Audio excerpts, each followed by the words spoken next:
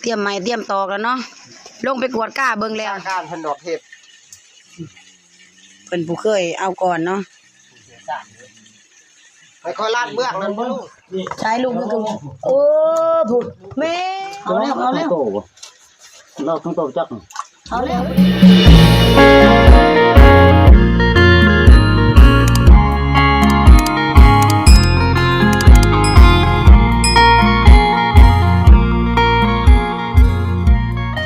สบายดี FC พ่อแม่พี่น้องเบอร์สุกคนเนาะมาพอกับแม่น้องมิวคือเก่านะทุกคนวันนี้มื้อนี้อากาศบดอากาศดีแม่น้องมิวสิพาทุกคนไปหาเห็ดสิไปกับทีมงาน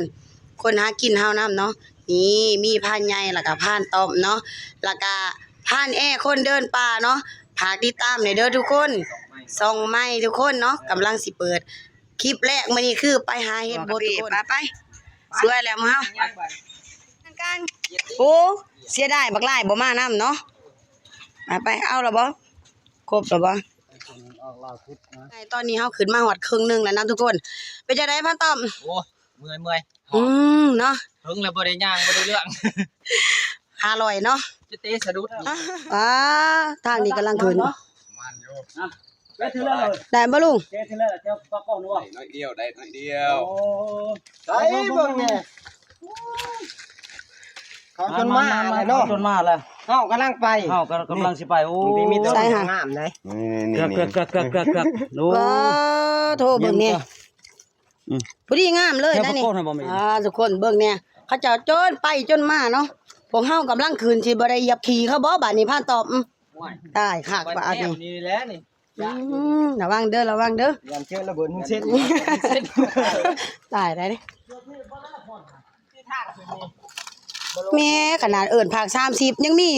รถขึ้นมาอยู่ได้ตายแล้วแนวนี้อยากเห็นเจ้าของรถดีใช่ดีเจ้าของรถของผู้ใดเด้เนาะใจเราเอาหยังเฮ็ดเอาหินบ่เฮ็ดใจคักขนาดเนาะไปขนาดทางยากป่านนี้นะทุกคนเพิ่นยังเอาสามารถเอารถขึ้นได้เนาะตายขนาดแม่น้องมิวโตตัวเองยังเอาสิบ่รอดเลยเก่งก็หลายเก่งหลายคนเอาขึ้นนี่ยอมใจฮะป้าต้อมก็เอาคืนบ่ฉันโอ้ตายเก่งหลายแม่น้องมิวนี่แต่โตนี่ก็ยังสิบ่แห้งเลยได้ตั้งแต่6:00 นบ่ได้6:00 นแลงก็ฮอดโอ้ยขาลอยแล้วเนาะกำลังชีวิตพักผู้นะทุกคนเฮาสิได้เดินต่อหาเฮ็ดเนาะบัดนี้นี่โอ้ยเมื่อยเพิ่งบ่ได้คืนเนาะวิทย์แล้วพักผ่อนก่อนบ่โอ้ผักจะสิทนบ่เนี่ยเป็นจะได้บ่ได้คืนจักเทื่อบ่กำลังร้องพี่กายขึ้นตึ้งเบื้องนั่นเนาะขึ้นแต่น้ำรถบ่เคยปีนคือกันนำปะเฒ่าพาปีนไป2คนเด้ผ่อนก่อนจักหน่อยผ่อนก่อนทุกคนข้อหนึ่งโอ้ผ่านต่อเจ้าอยู่ล้างผู้ยังมีน้ำแข็งมากินเนาะอากาศมันเย็นโอ้บ่เสียวแขวบ่นั่นนี่เบิ่งนะทุกคนติดลบสูงลงช้าบ่ปานอันนี้เดินต่อทุกคนเฮามื้อนี้เฮาบ่ได้หาแถวผักผู้นะทุกคนมื้อนี้เฮาสิขึ้นดงเนาะขึ้นดงแถวหลังผู้เนาะไปกับนี่แหละพานแอเพิ่นสิพาไปมื้อนี้เนาะหาแถวดงแถวเฮ็ดบ่ได้บ่แหละได้บ่หลายพอได้กินไปเจ้ารอเอาเบิดแล้วสันแถวนี้เนาะมันออกบ่หลายเนาะแถวนี้ก็ได้บ่หลายออกบ่หลายบ่ค่อยก็เลาะมาแต่ผู้ยังบ่ทันได้เก็บเฮ็ดบ่คอนโป้ได้ครึ่งสอบบ่อย่างยังไปที่พื้นนี่จับแถวผักผู้ออกหลายกว่ายังไปที่พื้นนี้บกนอนนี่มันสิเข้าดอนใดดิมันมุ่งหน้านี่มันสิเข้าดอนแต่ใดดอนตัวนี้นี่ดอนน้ำคำตัวนี้มันสิออกพอลูกในบะนี่เนาะเขาจะเอามาหาเฮ็ดนะทุกคนเดี๋ยวก็ได้อยู่พอแกล้งเนาะก็บ่เรื่องบ่หลายเพราะว่าแถวดงนี่ออกบ่หลายเนาะแม่น้องมิวก็เลาะมาเฮิงเติบแล้วยังบ่ทันได้เก็บพอคอนอยู่นะเนาะเป็นและรอเบิ่งอีกทางหน้าเนาะไปอีกจักหน่อยนึงเนาะซุ่มเนาะจนเฮ็ดโพนออกนะทุกคนนี่เฮ็ดโพนลมแห้งคักทุกคนเลยเนาะแม่น้องมิวออกจากดงแล้วนะทุกคนลมแห้งคักทุกคน คน การก็จะ ตอนนี้เฮามาฮอดบอนจุดนัดพบกันแล้วเนาะกับผ่านแอคนเดินป่าทุกคน แต่ว่ายังบ่ทันเห็นพวกเพิ่นมาฮอดเนาะจักว่าสิพากันไปทางใดมาฮอดนี่แม่น้องมิวหิวข้าวหิวน้ำเลยได้สิพาทุกคนกินข้าวอาหารเที่ยงก่อนทุกคนหาบ่อแย่เขียดที่เพิ่นว่าสิพามาแย่เขียดก็บ่เห็นสิได้กินตั้งแต่แจ่วกับอาหารที่แม่น้องมิวถือมาแต่บ้านพุ่นแหล้วเนาะจังได๋เพิ่นห่างคายค่ำแล้วหิวแล้วบ่ได้รอได้บัดนี้เนาะมีแต่กินแล้วก็สิเดินต่อเอาเตรียมเฮ้ยหักมาพดใหม่พดตอกเฮากินข้าวได้บ่ทนสิทาบ่ทนสิเอิ้นกันแล้วได้เมื่อยแหละ โอ้ย อืม ทาดีกว่าทากิน นี่อาหาร นี่ลาบเป็ดได้ทุกคน เออ เนาะลาบเป็ดเหลือจากพนเขาเมื่อวานนี่นะทุกคนแล้วก็ปิ้งตับพุ่นปิ้งตับปิ้งหัวมันเนาะแม่น้องมิวถือมาเพราะว่ามาแต่เช้าแน่แล้วก็บ่ได้กินข้าวแม่น้องมิวถือมาเผื่อเนาะ น้องม้าเฮาสิ นี่ กินข้าวแล้วเพราะว่าข้าวน้ำเอือสิ นี่น้องมานี่สิได้กินบ่ปานใดแล้ว เพราะว่าเขาล่วงลายก็อยู่น้ำพาแน่พุ่นเนาะเอานี่เด้มาประกาศมันมานี่สงสัยพานแอมาฮอดแล้วได้นี่เฮ้ยยันแม่นบ่จ๊ะ นี่ส่งเสียงมาเลย เนาะแม่น้องมิวสิเอิ้นเพิ่นลองเบิ่งเนาะว่าเพิ่นมาฮอดแถวนี้หรือบ่แม่นาลีทุกคนเนาะกำลังสิกินข้าวปลาเนาะมาพอดีเลยบัดนี้แล้วแม่น้องมิวสิพากันได้แย่เขียดได้มื้อนี้เนาะหลังจากที่กินข้าวกินน้ำแล้วสิพาทุกคนแย่เขียดตะโอจังไดมาจังไดจังว่าจนบ่เห็นกัน บ่แล้วคอยก็ไปทางจ่ายที่นี่เด้นั่นมันจะลงมาพี่คอยก็ไปว่าไปเบิ่งยานก่อนเด้อพวกข้อยก็สัตว์ลงหลุมเลยใช่ปะ นี่บ่ มานอยู่บ่แหละ มันแน่หั่นนี่นี่ก็ชอบ ใส่เบิ่งสิเบิ่งกูเพิ่นเพาะจักค้อนแล้วนี่ลูกเบิ่งแน่ทุกคนเนาะพวกเพิ่นนี่ไปถือค้อนเฮ็ดได้นี่โพด เอ้าคอยไปเบิ่งเบิ่ง มีแต่ดอกงามๆเนาะนี่ อันนั้นชุมนั้น กำลังกินเลยเนาะ มาทานข้าว เห็นคนนึง อาเที่ยงเฮาเนาะสีดหมูป่าพุ่นนี่สีดหมูลุยไผ่อมควันหน่อยๆหอมนี่ คอยว่าน้ำลัง โอ้น่ะเย็นๆเนาะอากาศก็อากาศบ่มีแดดอากาศบดๆเนาะมาถือน้ำเย็นทานทุกคนกินข้าวกินน้ำ ใช้แล้วห่อข้าวเฮาเอามา อ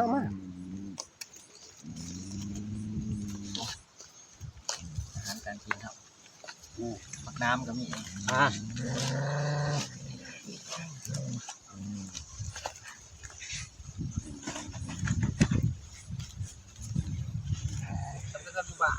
เนาะ แล้วก็นี่ปลาปีแซ่บได้คน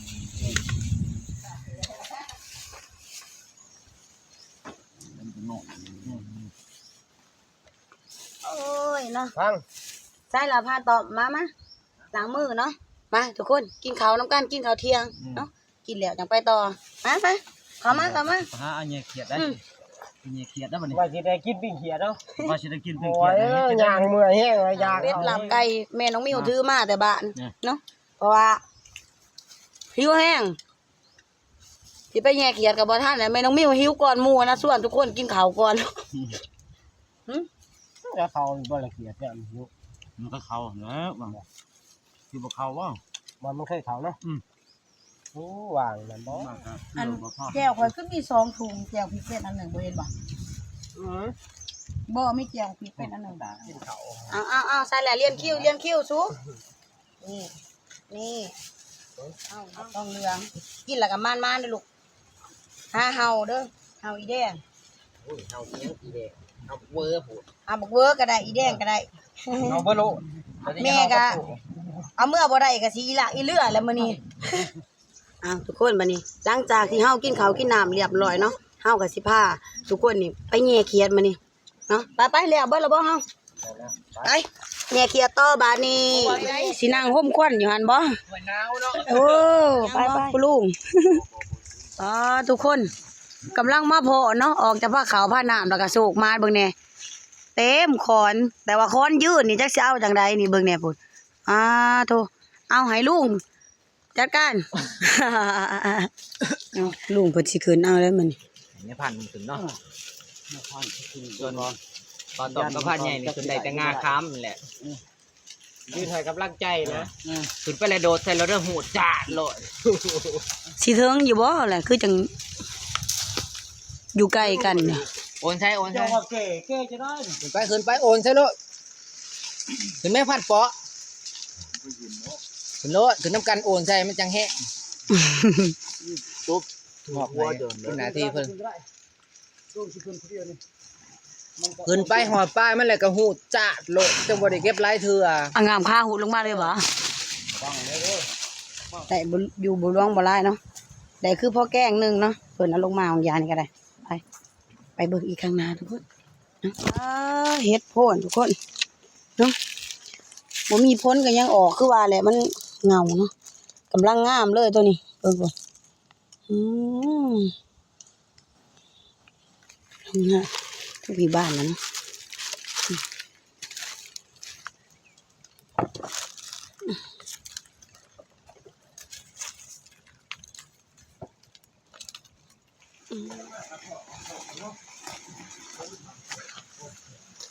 โอ้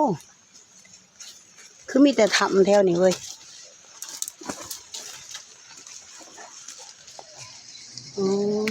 นี่ทุกคนทำบอลที่เพิ่นเคยแย่เขียนเนาะ น้ำหลัดเนาะ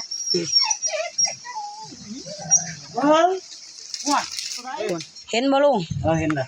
ได้บ่ โอ้น่าสมควร เตรียมไม้เตรียมตอกแล้วเนาะลงไปกวดก้าเบิ่งแล้วเป็นจะได้ น้ำแคว โอ้ยเสียวแขว แต่เศร้าบ่ได้ยังบ่ทันเปื่อย โอ้มันโค้งขนาดเนาะต้นตาเลี้ยนใส่ละอยู่บ่ลุง ลายเติมแล้วปุ๊บนี่จนฮอดพุ่นเลย โอ้ตามลำห้องนี่เลยแม่นบ่ ห้องเลยเอาไว้นี่แหละ ทุกคนเพิ่นว่ามีจนสุดลำห้องนี่นะนี่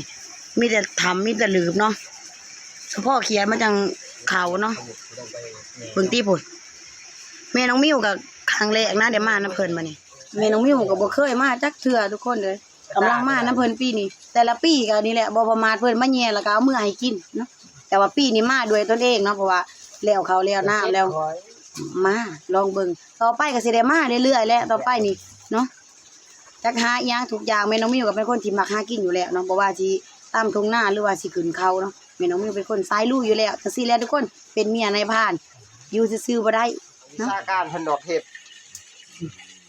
เพิ่นผู้เคยเอาก่อนเนาะ ไปขอลาดเบื้องนั้นบ่ลุง ไปอยู่เบิ่งนั่นได้เคยมาเอาอะไรเบิ่งบ่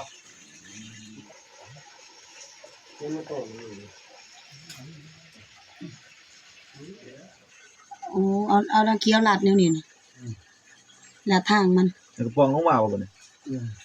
โอ้แบบนั้นเนาะ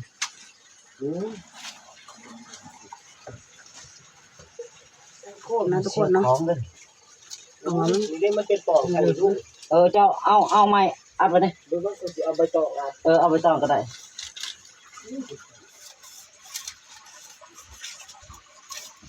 ต้นหน้าลงยัง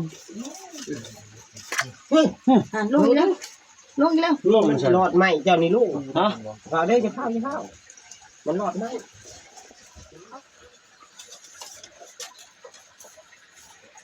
โอ้ลูกตีนเนาะชุดจะบอกออกนี่ออกกันได้เลยลูก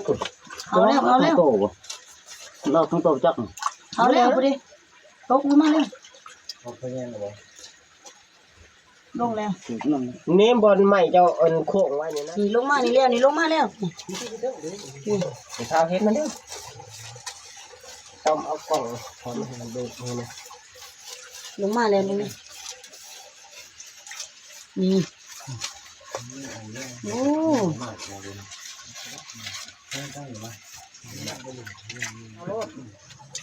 เฮ็ดอันใหม่อันนั้น โอ้นี่ดิตัวเป็นอย่างนี้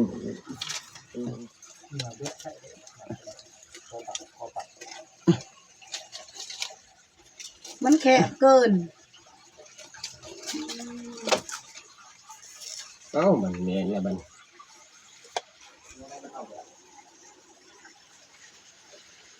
ว้าทุกคนเลยเนาะ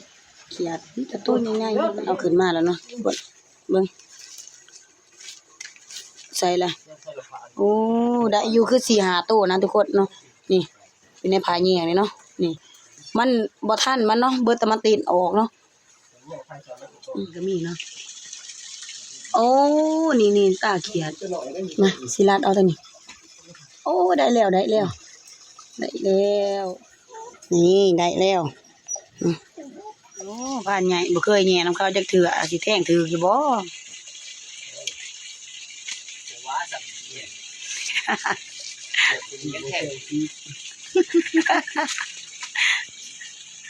เห็นบ่ ลูกบ่รับไปรับ เห็นบ่ถึงซ้ำโอ้มีทุกถ้ำเลยเนาะโอ้แนวนี้ควรมาแต่เช้าเด้อมาแย่เพิ่นนี่ท่านซ้ำโอ้ยเจ้าเต้งมันบางย่านี่ลุกขึ้นมัน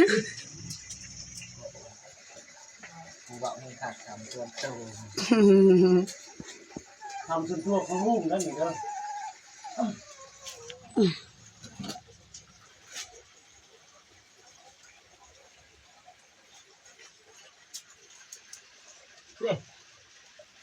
ไปเร็ว กูเมื่อย จะเกลือ แล้วกัน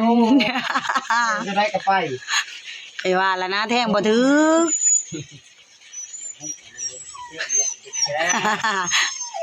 จักหลายเนาะ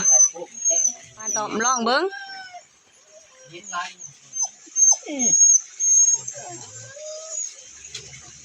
ได้แล้วบ่แท่งถึกแล้วบ่บัดนี้โอ้ นี่เนาะ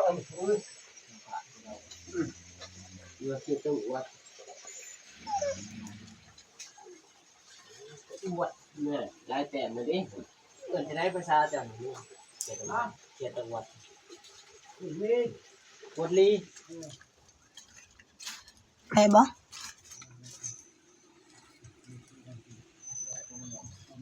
มา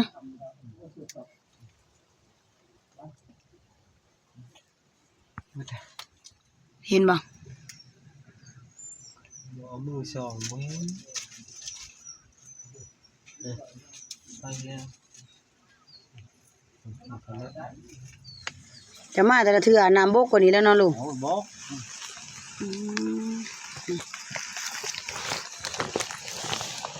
นี่เขียดทุกคนโถมีแต่ตัวใหญ่ๆเนาะ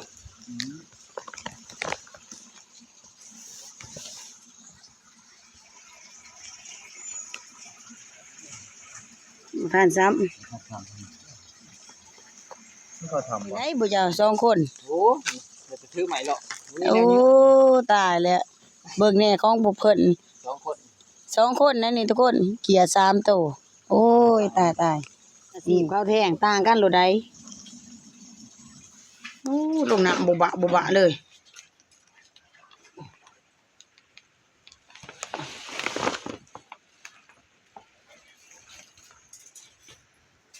ใช้ลูกมันก็ผุดแม่เนี่ยนี่มันต้องพาแยงยาว ลายตัวนี้ยังไงอยู่นี่แห้งลายนี่แล้วก็พวกนี้ เยอะพุ่นโอ้ แล้วก็ไปเกาะนี่ลูก ๆมันหลั่งลงมาแล้วนี่บัดเทนแสงไฟเนาะ ยูทูบมีตัวใหญ่เลย ก็เป็นที่เพิ่งรู้ โอ้เบิ่งแน่เอาตอบมาก่อนเป็นได เห็นมันลดนะฮะเชิดทำไมฮะ เรียนว่าอะไรนะเมื่อกี้ บ่ได้ ได้ เต้น ได้ บ่ได้ ได้อีก พาเด้ออย่าพา เงียบนะเชิด มาโลด เด้อ อย่าไปพุ่นเอาต่อ มาตีเอา สอง เอ้ยเจ้าสิตีเจ้าชามสิท่านนั่น ใส่โลด ว่าเขา เขียด ปัวตัวใหญ่ๆฮะ กดเสียงดัง โอ้เอาไหมโอ้ย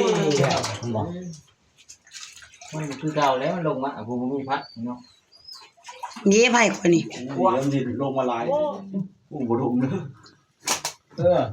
นี่โอ้ ครบหมดนะชัวร์โลกลับเลย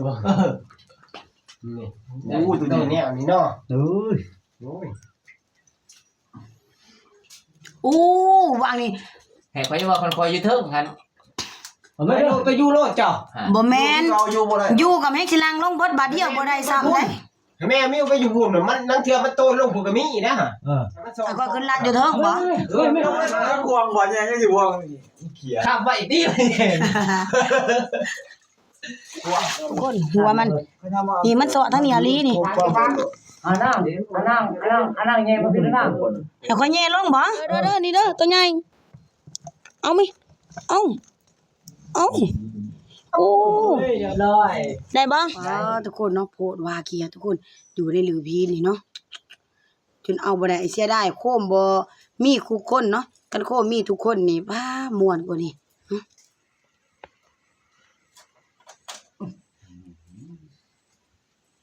สุดแต่อยู่นี่บ่รู้ อันนี้นะไปทางนี้ก็ละห้างเลยนะ โอ้บ่ไกลเนาะ เราคือเทิงอีกสุดแล้วเนาะ เดี๋ยวจะรอเดี๋ยว ตอนนี้ก็เอาเรียบร้อยแล้วเนาะใส่เขียนเฮานี่ทุกคนเนาะผลงานบางยานี่เนาะเขียนตะโอดเนาะว่าคันแม่นว่ามีโคมทุกคนเนาะได้หลายกว่านี้นะทุกคนเพราะว่าแต่ละเหิบนี่โอ้มีแต่ตาเขียดใช้ได้เอาโอกาสหน้าทุกคนแม่น้องมิวสิเตรียมพร้อมมากกว่านี้อีกเนาะไปเฮาสิเลาะกลับเมื่อได้บัดนี้เนาะไปบัดนี้เฮาก็สิได้เลาะหาเฮ็ดเมื่อเลยเนาะออกจากนี้มีแต่ทำมีแต่ลืมเนาะโอ้บ่นานแล้วเขียนมันมักอยู่มักสดเนาะเบิ่งติพุ่นไปลูกไปเมื่อเลาะหาเมื่อเลยเนาะ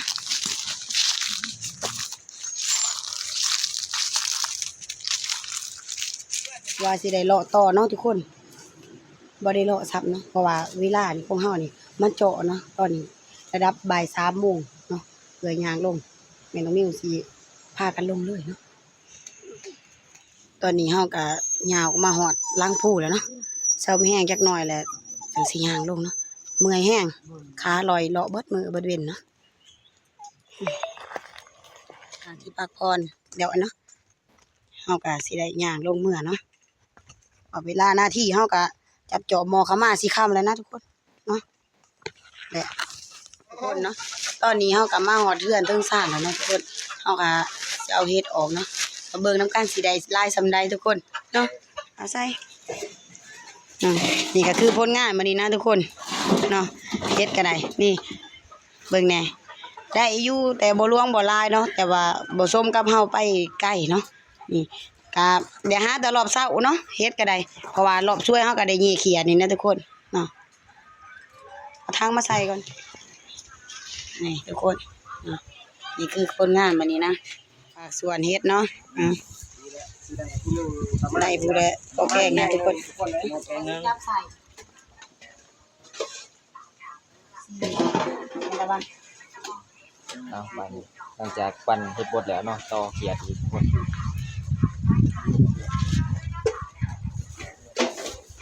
ปั่นแป๊บไปไงก่อนเด้อไปข้างนอก เกียดเงายามเดือน12นี่มันบ่เท่านั้นเลยนี่มันจวดๆที่กระตำบักถั่วเนาะ โอ้หนาได้หมกตัวแหงหมดเลย นับโต๊ะข้างนี่บ่มีอ่ะเขานี่ เบิ้งตัวใหญ่ดิมันได้เท่ากัน อันนี้ได้ปั่นบ่ดีน้ำโป่งได้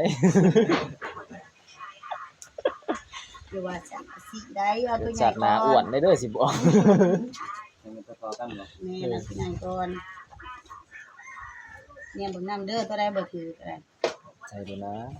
ตัวนี้ตัวน้อยนี่คือเขียดที่เฮาแบ่งปันกันนะทุกคนได้อยู่พอกินเนาะพอกินพอยาเฮ็ดก็ แต่ทั้งอย่าง พอแกงเนื้อเนาะหลังจากที่แบ่งปั้นเรียบร้อยเนาะแม่น้องมิวก็สิขอจบคลิปนี้เพียงเท่านี้เนาะทุกคนขอบใจทุกคนที่เข้ามารับชมแม่น้องมิวเนาะติดตามในคลิปวิดีโอใหม่เด้อทุกคน